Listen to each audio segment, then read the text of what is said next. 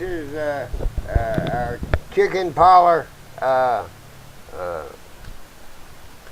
conversation we're having here. This is Wild Bob and his crew. Right. Ain't it amazing how we can get off? We're on the roost here. We're on the chicken rack, whatever you call it, the roost. And we're here to hopefully bring you some interesting observations of current life here in Campbell County,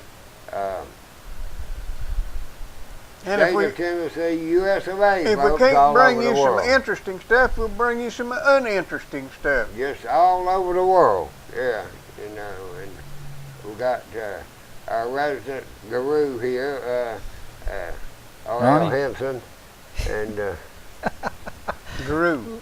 tell me, R.L., what is the true meaning of life? True meaning of life. Lord. Boys, I'd have to think on that some. Well, first thing you did, you threw a word in there Right. that I'd have to try to find out about, and that's truth. What is truth when you say true? And I've been trying to figure out, is there any truth left to amount to anything? I really don't know. You know, they have so shattered and mangled up the English language and what we know as true statements. You know, it's just they try to tear down everything you say. Well, When I say they, I'm talking about the Socialist, Communist, Liberal Party, and all of these, what do you call these people that bishy statements. I have come to the conclusion, and I've thought that for a long time, but I've definitely, the only explanation, two things. You don't analyze local politics according to sound business decisions because they don't do logical stuff. They're not trying to promote the best interest of the people generally. They're trying to promote the best interest of themselves. So you can't wonder why they keep a billboard up on the interstate advertising a park, an industrial park, when the billboards are costing more than they're making off the industrial park. You don't wonder about stuff like that because somebody's brother-in-law probably owns that sign. right. That's the first thing. The other thing is, you can't make any sense out of what just happened in Washington, D.C. if you really think that there are two parties arguing from different perspectives. What you have is one set of bosses, and that's the people that pull the strings, got the authority, handle the money. They've got two different groups out there working to further their interest and stir the public to pay the way. So we've got the Democrats. They're way off over yonder, and nobody cares anything about what they say except Democrats. And you've got the Republicans, they're way off over here, and nobody. And then in the middle, you've got some pretty sensible people. But the main thing is, none of them are working for the best interest of the people, because the people that are pulling the strings are the ones that they're saying to go out there and stir the people up and get some contributions and run this thing. We want to get this done under whatever guise it takes to accomplish it. And oh, by the way, you take some sane person like Ted Cruz or some of these other people, we're going to hee-haw. Sarah Palin, she's a joke. She's made more sense than anybody's run for presidential level office in years, but she's a joke because they just completely minimalized her. Well, they marginalize and make fun. Yep.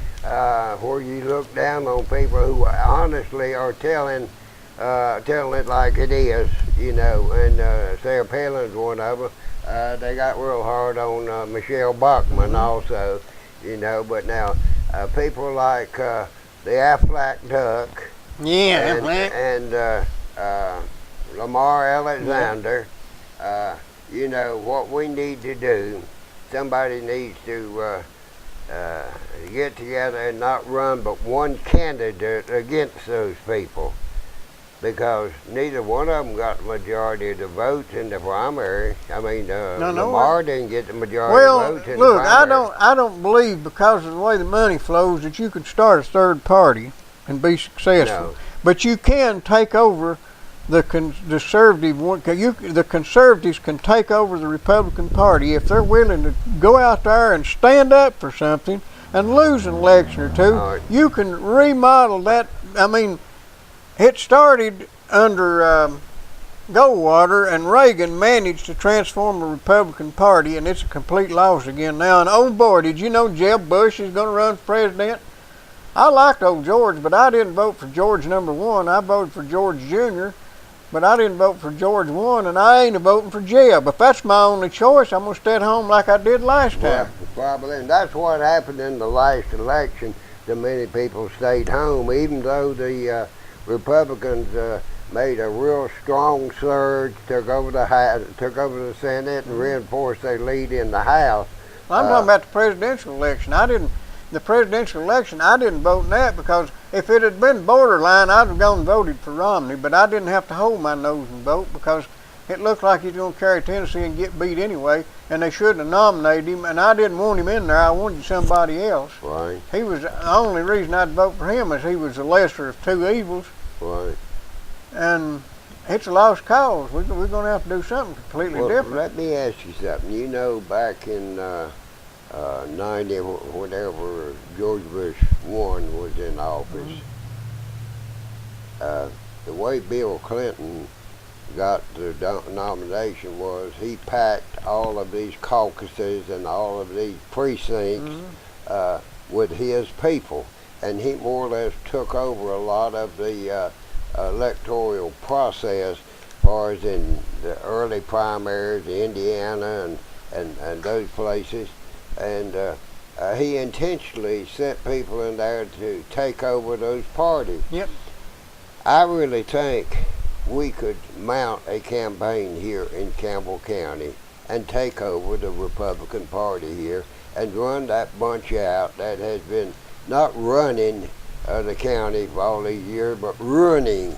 You put an I in there. They've been running the county for all these years. And I really believe that you need to get with somebody who's a pretty good strategist and that sort of thing, and mount a campaign. I'd love to do that in my retirement years. And take over the Republican Party here in Campbell County. Well, I used to think there was hope on the local level. I don't think there's any hope anywhere now. I think you better just get your escape hatch and jump in it. But well, you know how I feel about it, having been born prior to Social Security, being born prior to disability insurance. prior to oxygen. Yeah, that's right. So, you know how I feel about it. I just think it's a sickening situation. And so many people don't even realize it. They're like what I was talking about Saturday, the fleas in the can that jump up and bump their head, and then you take the lid off and they won't jump no higher. Well, that's what has happened here in this county to a great deal extent. People, now you take today, I was coming out of Ridner Lane down there, been down to see none other than Von Digger Wilson's where I'd been. All right, and this was not during school hours. School hours were just about getting ready to break. There were 3 people trying to get across Jacksboro Pike into that median. There were 2 trying to turn left onto Ridner, and there was 1 trying to go straight across over there to the diner. Yeah. Now, that's not counting the people that was running up and down the highway. Yeah. That's just the people that were immobilized by all the traffic. And I've got a little more patience than I used to have, but I've not got to the point that, like these people, most of them that I saw sitting there, they're like the fleas that jump up and bump their head. They expect this sort of thing. You know, this is what they're used to. This is what they've been raised with. Traffic everywhere. You know, I was talking to Digger and them. They were talking about Saturday. We were talking about roads and that sort of thing. And I said, look, everybody comes up with all these grandiose programs to put a bypass around La Follette. I said, hell, I ain't talking about a bypass. I just settled for a short street over here. Yeah. You know, anything. You could extend Main Street here. You might have to dogleg it around the cemetery, but you could extend that street on down, and you'd be on the right side of the railroad track where you wouldn't have to cross it, you know, and come in down there somewhere back of Save-A-Lot, you know. That would really alleviate a lot of problems Well, there. The thing about it is, they could fix old Jacksboro Pike down here a little bit, widen it a little bit, take some of that property down there from that cement factory, Right. Yep. They've been trying to get rid of and anyhow build for a another long time. leg down through there, just like you said. You wouldn't have to cross the railroad track. You wouldn't have to cross the railroad track that way. No. And so you could have cross streets after you get down there where Jacksboro Pike ordinarily would come out. You could have cross streets between there, you know. And Well, let me tell you, this is based on experience. It took 30-something years of planning to repaint the lines out there on the road and put Right, in a turning lane. They're actually going to have to move dirt on this project. It'll be another 120, 30 years. yeah, but see, if you don't ever start the movement, it ain't gonna get done in 100 and some years. I know, and it ain't going to get done. So, well, I think it could. That's another thing I'll say as far as taking over things in this county and in this city. I think it'd be very, very easy to no more voters than there are in the city of La Valette that probably somebody run a campaign, take over most of the city. Well, yeah, that's right. But what would you have when you done What have you got? it? You'd be stuck. You'd be stuck with it. Yeah, what would you have if you took it over? That's what I say. I wouldn't have it if he'd Well, give you'd it have to a me. library. Well, yeah. You'd have a. But you'd have to go somewhere else to poop, because you can't do that in that You'd library. have a splash park, and you'd have a walking trail. I mean, you know they've got a limited facility there in the bathroom, unless they've changed it. Yeah, they don't have any fans, did they? And they built that according to city code. Well, that's it. International International. Building Yeah, Code. International Yeah. Property Maintenance Code. Yeah. I can't believe that. Federal, I was Ah, talking to somebody the other day, and if you look at we're nothing more, this little place is, than a gnat on the whatever of society, as far as what effect we have on anything. But when you back up, if all the small places, the majority of what I've seen, we sit and wait for a handout. We always wait for somebody else to do it, primarily the government. And we have to. Of course, in the case of roads, that's the only alternative you have, you know. Well, yeah, but we don't. because of the way we've set things It's up. the way we've set up. We're set up with so many rules and regulations. On a talk show the other night, I heard a gentleman from Scott County, and he was talking about what the school was doing over there. The students building a museum, and I don't know what all. They went into stuff that it just kind of, I sat there and listened to it, and I thought, man, you talk about people that are motivated in doing things. I mean, talk about high school students and whatever. They've built a museum, and it just, and I take the guy that he's telling it like it is. But I thought to myself, for these students to do this, do the plumbing, the wiring, and they said they even built the buildings without cranes and whatever. They set this timbers up. I thought, boy, they have violated every rule that's ever been written by our socialistic, communistic, whatever. They done it the way we always did it. They did it the way we did it years ago. They went in there and put the sweat in there, but they didn't. They have not had all these inspectors and people telling them that they can't do this, they can't do that, and everything else. They went in there, and like I say, they have violated probably every OSHA rule that there is, but they got the job done. Well, let me tell you another example of the same thing. And I don't know how it is now. I know what when Bob went and saw a few years back. Whenever in this animal shelter out here, they were building it. Got less than 50 cages out there, I understand. 5 fine-looking brick building up there behind the dump, so the view's terrific.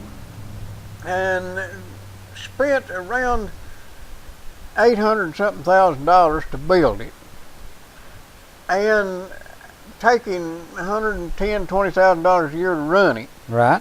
And we went over to Union County, and a bunch of volunteers and all these people out there busy quibbling amongst themselves and claim to be out there in the best interest of the animals, and they're all wanting to volunteer and do something except what needs to be done, and get mad at you if you say what I just said. And I don't care how mad they get at me, but over in Union County, you took some people over there, and according to the story we heard from the horse's mouth, and we saw the horse, these people went in there and somebody donated a little piece of land. Another group went in there and raised some money. They built this nice facility there, not brick, but nice. Real nice. Didn't they say they built it for about $28,000? Right, but they only had $10,000 input from the county government. And also, not only did they have that one office and basic operating building there, they had a corral and a cat house and a barn, all in one area, and and the facilities for dogs. Yep. And they were running that thing with a county contribution of around, I believe she told us, $12,000 a year. Is that right? And now that's not what it cost. They went out there and got food wherever they could. They got contributions wherever they could. They worked as volunteers, and they done the same thing. They could run their facility for 50 years on what we have already put into this one out here if they went at the same level they had before. All right, let me tell you now, and this comes pretty straight. Claiborne County operates this jail system on the same budget, same amount of money for the past 10 years. Mm-hmm. I don't doubt that. Said they're clean as a pin there and neat. Now, how many jails have they got? Right, many. I mean, not cells, but jails. No, I have one on that. Well, we had 3 there at one time. Oh, yeah, I know that. They're just falling behind. And that one was so bad they couldn't even lock any voting machines up. I know it. They couldn't lock nothing up in it except to get out. They had to go and build. They never thought about one. reversing the locks, did they? Yeah, they had to go build another accommodation just for voting. Yeah, they couldn't figure out how to keep the voting machines in there.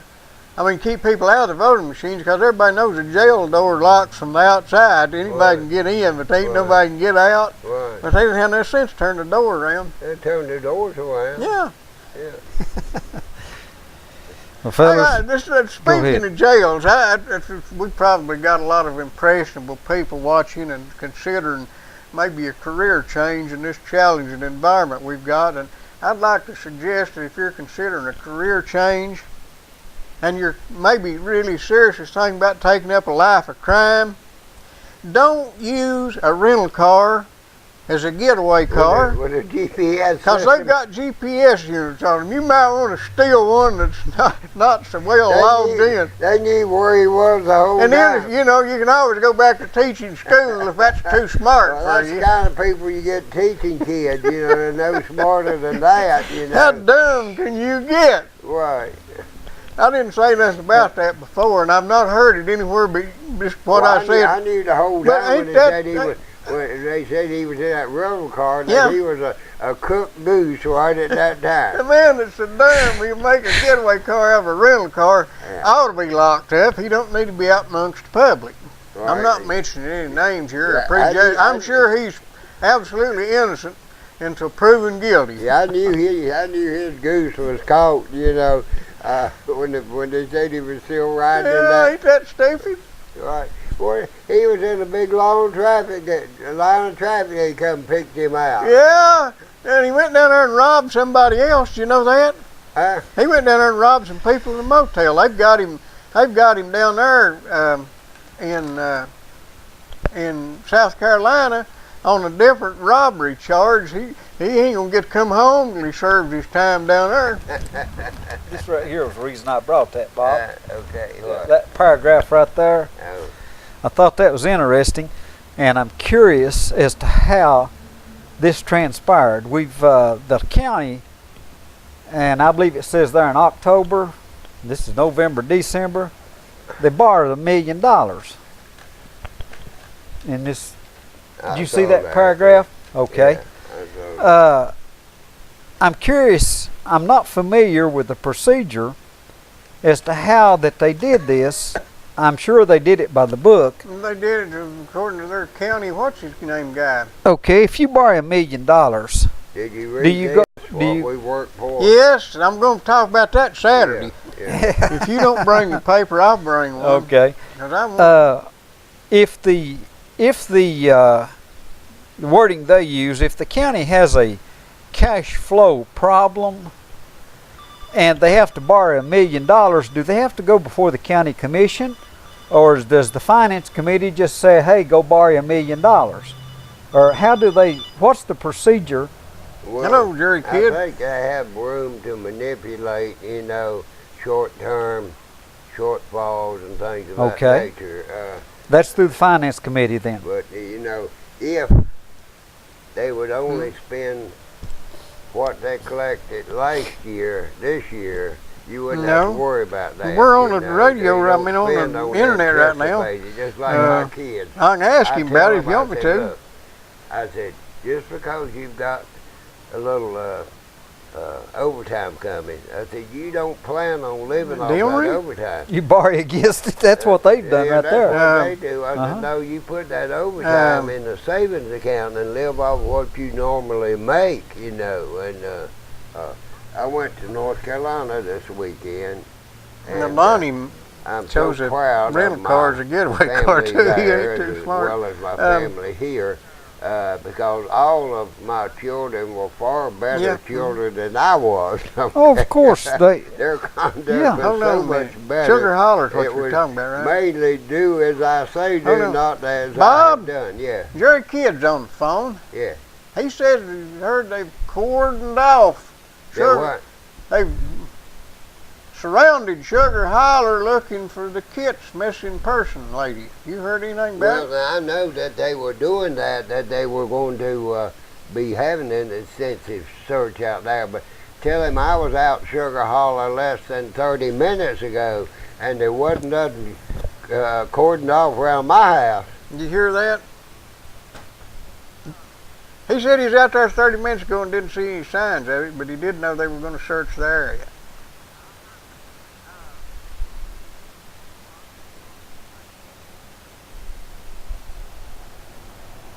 Not that back far. I think it's down mainly around the marina. Well, we'll discuss it a little Saturday if you want to. I'm gonna have to go back to being a star here right now.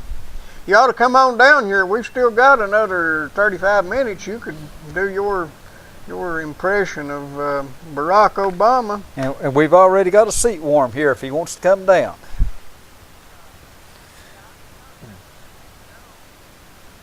Yeah, we stars, buddy. A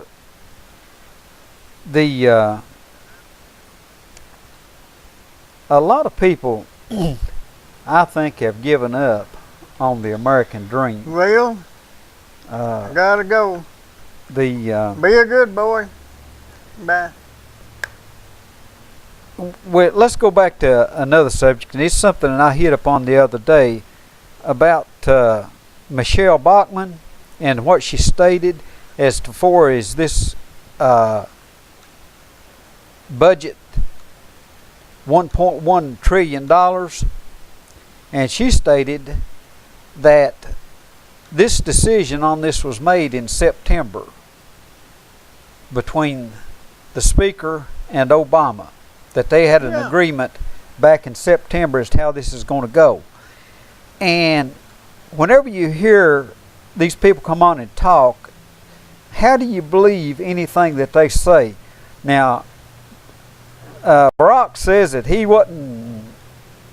didn't get what he wanted. He did get what he wanted. He got Obamacare financed. He got this immigration thing financed. And there's a whole lot of other stuff thrown in there as usual for useless trivia, good for nothing stuff. And the other day, I guess it's whenever we had a little discussion too, where that we're firing up the NASA to Right. put a man on Mars. On Mars. Mars is a good Yeah.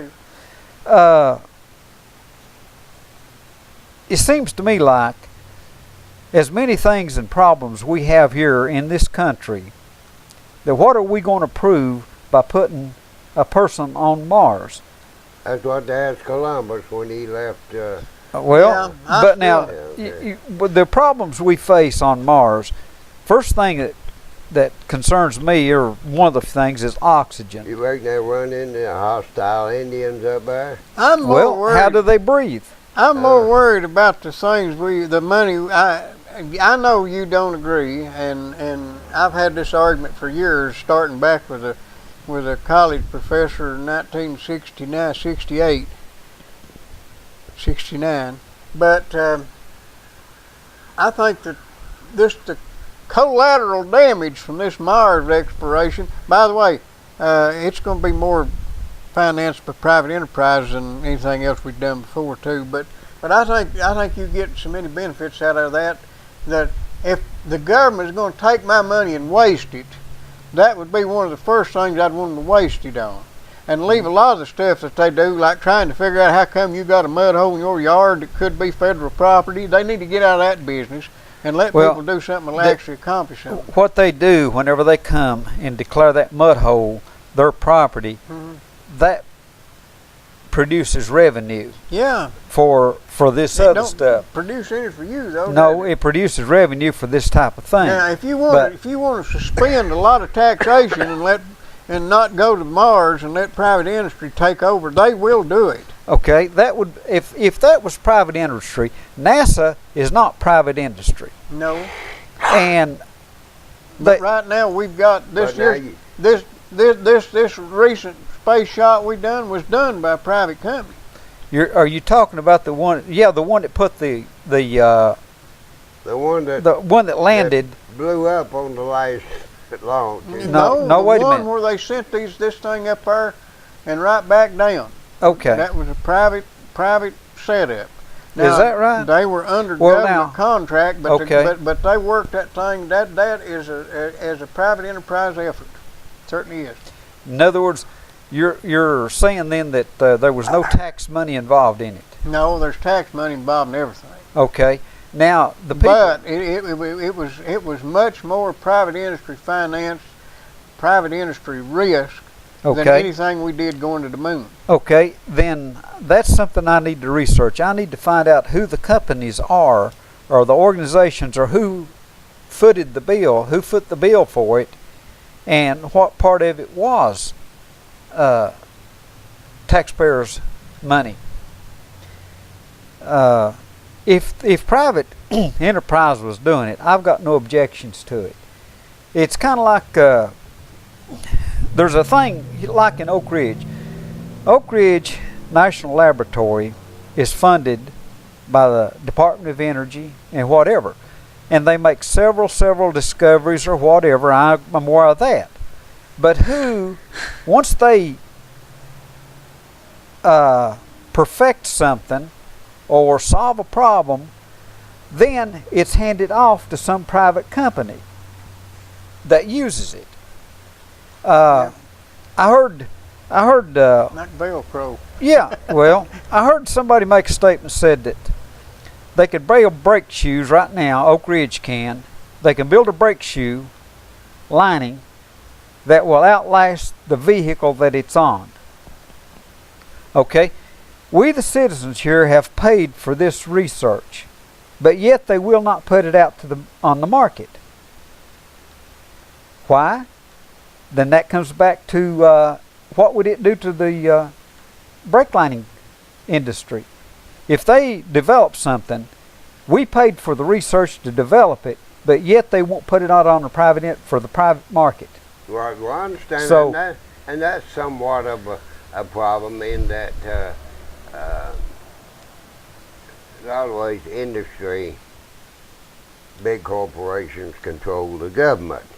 Now, I'll give you one. I don't know whether we've touched on this or not, but you know, TVA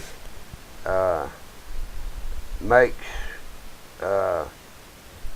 loans and makes it possible for people to open up factories and things. You're talking about big business now, not the individual out here. Individual. I'm talking about big right. business. Foreign Okay, countries. Now, while they doing it for big business, every little small individual throughout the TVA system has to pay the increased rate to finance these operations, and all these operations seem like to me are going to Anderson County.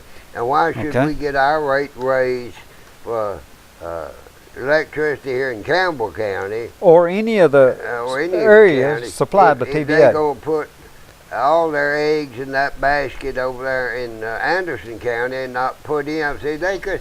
You take 3M just went in over there. They bought the old Food Line Distribution Center.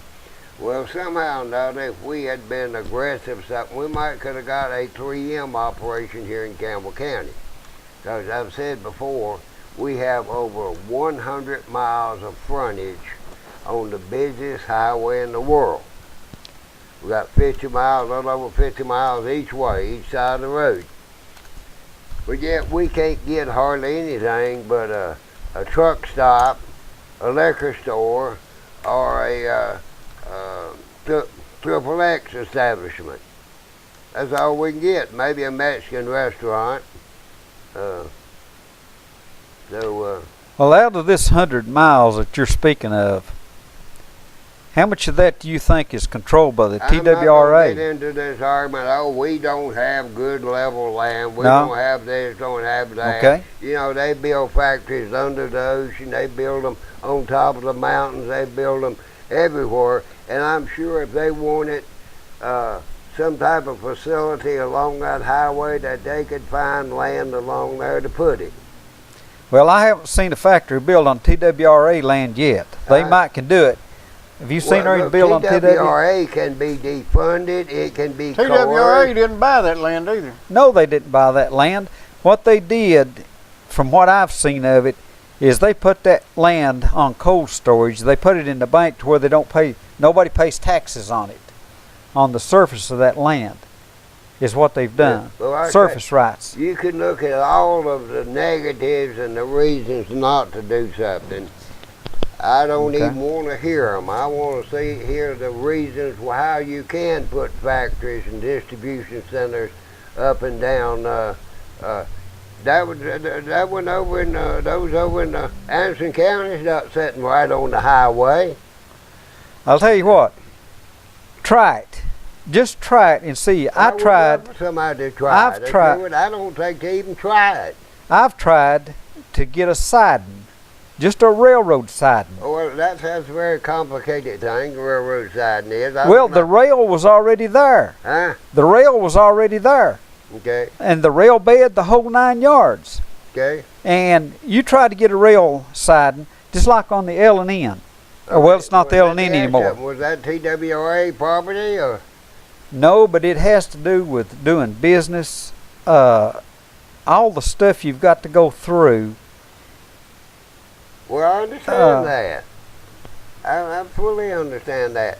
Well, that's another government problem. Hey, somebody is cutting through it somewhere, so how come we can't cut through it here?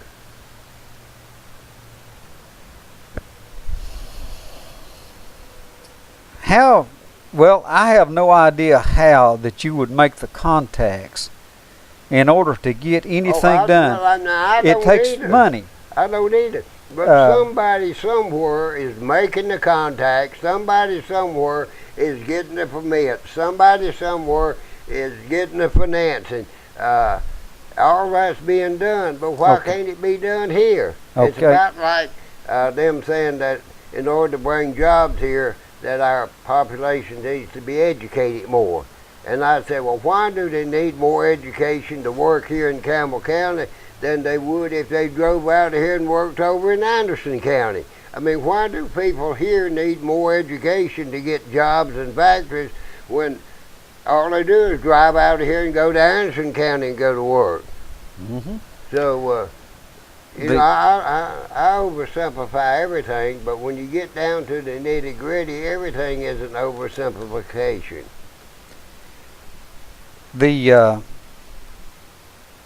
I've tried it, like I say, and I don't have the motivation myself to try even to do it anymore. I've not got enough road in front of me or motivation to tackle it, Well, and to try to buck the system. I'll put this when you tell me what I'm wrong or not. Okay. Everybody takes the path of least resistance. Everybody, myself included. And it was easier to abandon and not get that done. If it was a matter of life and death, you'd be still over there fighting for railroad siding. But you had other alternatives that you could go to.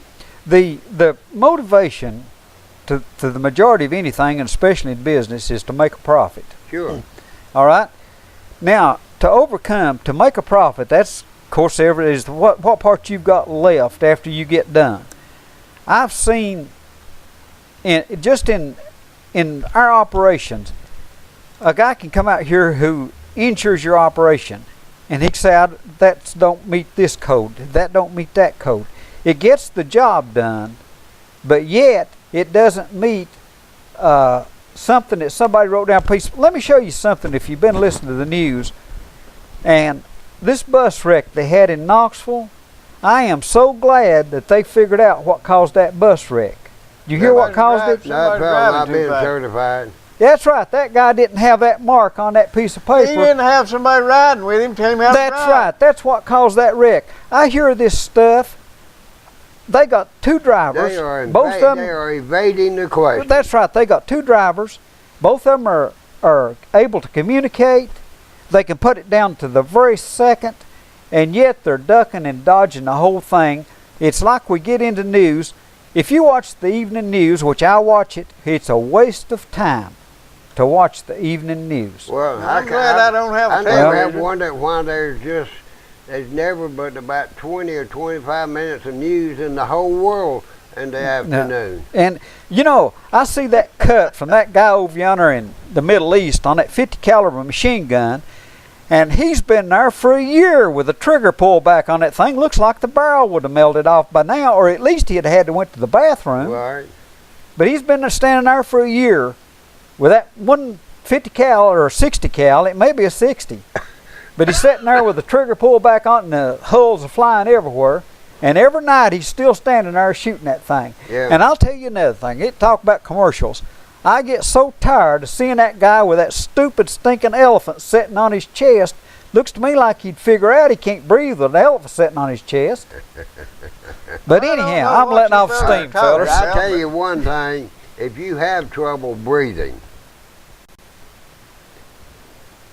you need to call 562-9370. Or if you drink some rotten tomato Just juice. go ahead and call Vital Care. That's Vital Care Medical Transport Company, privately owned, run for a profit at no cost to the taxpayers. And if you don't take advantage and use their facilities, they're going to be very unhappy. If you do take advantage of their facilities, then you're going to be very, very happy because they offer excellent medical transportation. Their job, they're there to do the job for you. They've got over 40 years experience, modern equipment, got the only mobile ventilator in the country, unless that fella you talk about with that 60 caliber, he might ventilate you, I don't know, but that's a different type of ventilation. That's Vital Care Medical Transport, 562-9370. That's right. That's absolutely right. And I got something else. I had to turn this thing off because it got so hot. What are you doing here? Hey, you got a Mr. Heater. I had it over on my side there. Yeah. Oh, I'm fine. Now this here, I think Digger had Are you showing that thing? keeping up Where would a man get? keeping up with the Mr. Heaters, the band bat. Now, where would a man get propane to go in that thing? Well, there's a lot of places you can get it, but I highly recommend Digger's place. That's where I was today, trying to get out from down there in Sawmill Holler. Cars are going every which way. I heard that said, man, rumor. I don't need no bypass. We just maybe need just a short street in here, you know. But Lord, that would somebody on Jacksboro Pike would say, I'm gonna lose 4 or 5 customers if you put that new street through here. So, Well, you know what? In 1959 or 60, I believe it's 59, they come through here surveying this road, seeing how many cars on it and stuff. And this state guy, he wasn't one of the local guys, he was working for the state. He was some sort of an independent contractor. He was talking to my daddy and said they was going to put an interstate bypass with follow. right. And Pop said, well, that'll put us out of business then. There won't be nothing going on here. And the guy said, and here's what my daddy said. He said, the guy told me, he said, no, there'll be more traffic on this road when that road's built than there is now. And he said, my daddy said, I knew the man was a fool. I just went along with it. Said the time they got that interstate open, he realized that man's smart as he thought he was. And if they hadn't built the interstate, this road wouldn't have carried the traffic. Right. They'd be the same thing if we had a bypass. It ain't going to put everybody else out of business. No. It'll just allow the people who wants to go there better access. But it's like that mentality of the fleas jumping up and bumping their head. They absolutely are dyed in the wool and sure that it's going to hurt their business if they put another street through here. Well, if you can't get to a business, the man ain't in business. And Right.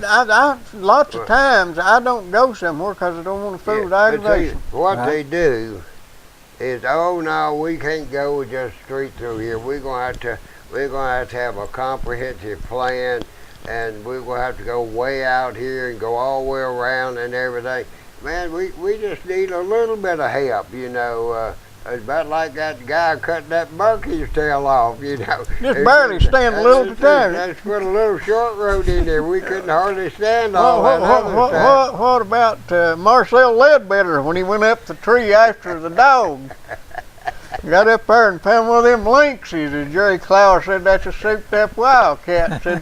He said, knock him out, John. John said, woo! Knock him out, John. John said, woo! Shoot him. I can't shoot him. I'll hit you. Just shoot up here amongst us. One of us got to have some relief. Woo! Hey, we're gonna have to have some relief. You know, Jerry Clower was a fertilizer salesman. He got to telling them tales on his trip, you know, trying to interest them people buying his fertilizer, taking on the account. And somebody said, you ought to let me record you. We can make some money. And I knew the damn fool didn't know what he was talking about, so I let him record me. He said, I quit selling fertilizer. He started spreading it. Yeah, went to spreading it. You ever hear that one he told about the guy that he was a professor and he had this here chauffeur, and the chauffeur would drive this professor and he'd give these lectures, and they was giving him $30,000 and $40,000 for a lecture. Tell that's Yeah. a good. Anyway, the chauffeur said, buddy, anybody can do what you can do. And the professor said, no, you can't do what I do. I get paid this big money and you get paid to drive the car. And the chauffeur says, well, you're just wrong. Said, I can do exactly what you do.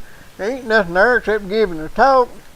So the professor said, well, I'll tell you what I'll do then. He said, we get up there, we just change clothes, and you can go in there and give my speech, and I'll stand there and watch and see how it works out for you. So and this here chauffeur had heard that speech many times. He got up there and just gave that whole lecture, and then they took questions from the audience, and this is where the old professor said, I'm going to get him now. So this guy stood up, you know, and he said he asked this real technical question, and the chauffeur who was posing as a professor says, well, I never seen anybody that claims to be educated that come up with a dumb question like that. Anybody can answer that question. Even my chauffeur over here can answer that question. Yep. Well, that's about the way it is. All these people go around making these speeches. Hillary Clinton $250,000 to make a speech. Well, now you know what And that we work for is. practically nothing. You know what that is, don't you? Paper buying. That's money. That's well, they've already. That's payback. Same way with Bill Clinton, or whatever. These people. That's who paying it forward if they get Well, elected. they're paying forward and backwards. Now that is because them bosses that I was talking about running the show. Now, when Bill Clinton, the last 2 days or day, 48 hours or whatever, he didn't even sleep from what I can find out. He was too busy signing pardons. Yeah. For everything under He's the as bad as Ray Blanton, wasn't he? Well, but now, this money, you tell me, and I'd like for anybody out there to tell me that what Hillary Clinton knows or can say that's worth that kind of money, or Bill or any of these guys, can tell me what is it that their knowledge gives them that's worth that kind of. And after they give that darn speech, but I tell you what really rankles me, not only the fact that they are drawing money and they're not worth it, that so much of this money comes from tax money. yeah, Like the University of Tennessee pays all these outlandish speaker fees out of our money, and then they have to go up on the tuition on their students. I had a daughter graduate from over there, and she had classes underneath Neyland Stadium. Concrete walls with mold growing out of the walls, poorly heated, about froze to death in the wintertime. But yet then you had these guys over here that couldn't read and write in a real plush facility right there in the same Neyland Stadium. They couldn't half read and write, but yet they could run the football. right. You know, so I've said all along that it's not that the University of Tennessee has a football team. The football program has a university that it uses. It's all over this country, Bob. Sports, I don't know how to explain it. I guess I just never had the time to get into it or whatever. But whenever I see a stadium, and every weekend, there's stadiums all over this country where there's like 100,000 excess or over that. All these people sitting in here. First, I see myself. I've had to spend weekends and days and nights putting equipment together, trying to survive out here in the real world. Yeah, no. Now, I cannot understand how this many people can have that much disposable income because it cost them tickets, it cost them, seems like they're all dressed in the same colors or something. Them are orange clothes cost more than regular clothes. The transportation to get there, and not only that, the time that it takes. How do they have enough time? And to me, it seems like every time they would come up a holiday, they would be something broke down, an engine blowed up, or they'd be something. The cows get out. Yeah, the cows or a calf turned breech or whatever. Goats. Yeah, But- the goats get you in jail. But if there's that many people who can have that much disposable income and time, there's something I'm missing. I mean, I'm really missing. Well, I know And- what's wrong. You learn the difference in, you think you know the difference in disposable income and non-disposable. That's because you don't have good credit cards that are busy getting filled up. Well, You actually think you're supposed to pay the bills instead of charge it. that's I believe that's how the government works. Let me share something with you. I know incomes and that sort of thing that people have and expect and that sort of thing. One daughter graduated from what used to be Appalachian in North Carolina, majored in computers, come out. Her first job, she got paid her $60,000 a year. She worked there about 5 or 6 months and went to a operation that paid her $90,000 a year. She's a single girl, you know. Still married, still single? She got She got married. She has You know. 2 kids there. But she took a job. She runs all the computers for the University of North Carolina out of Raleigh, NC State, old NC State College. She runs all their computers. She's in charge of. Now, I don't think she makes quite the money she did, but she has real easy working hours, and she does a lot of it from home on her own computer operation. Well, you know, I was thinking while I was down in Miami that they probably wouldn't let me drive my truck around down there. I never saw but 3 or 4 cars down there that didn't cost more than my house. I mean, Well, the BMWs is just a running around car. The big Right. cars parked. Well, now you tell what isn't about as far as my daughter. You're talking about having disposable income. Her husband, she married a boy that owns Amy Supply Company in Asheboro, which is the largest operation